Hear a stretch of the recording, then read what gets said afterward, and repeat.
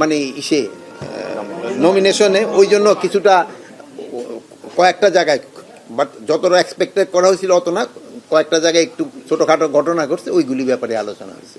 Electoral inquiry committee থাকবে, কারো কোনো ধরনের এরকম নেগলিজেন্স থাকলে সাথে সাথেই তার আইনি আওতায় নেওয়া আসা হবে। আগে যেমন খালি ওই জিডি করে রাখতে হতো কেস না, এইবার সাথে সাথেই তারা পানিশমেন্টের আওতায় নিয়ে আসা হবে।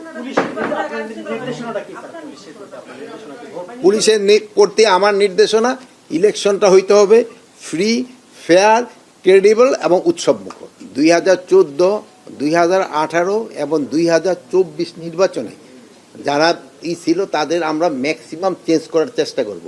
কিন্তু হলো কি, আমাদেরও একটা লিমিটেশন আছে, আমরা তো সবাইরে তো পারবো না।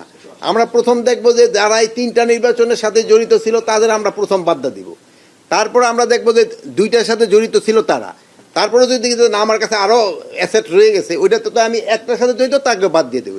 যদি আমি দেখি যে না, আমি তো ওখানে নতুন রিক্রুট করে নতুন অস্তিত্ব নিয়ে আসতে পারবো না, সেই সময় যদি দেখা যায় যে একটা নির্বাচনের সাথে জড়িত ছিল বাট সে ওরকম কোনো তার এগেইনস্টে কোনো রিপোর্ট নাই, তারা হয়তো আমরা তো ইউজ করতে হবে।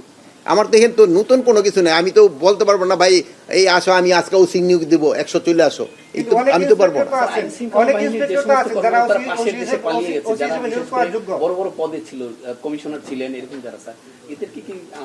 এদের আনার আমরা সর্বাত্মক চেষ্টা করতেছি, তাদের আনার জন্য। এই ব্যাপারে আপনারাও একটু সোচ্চার হবেন, আপনারা সব সময় লিখবেন।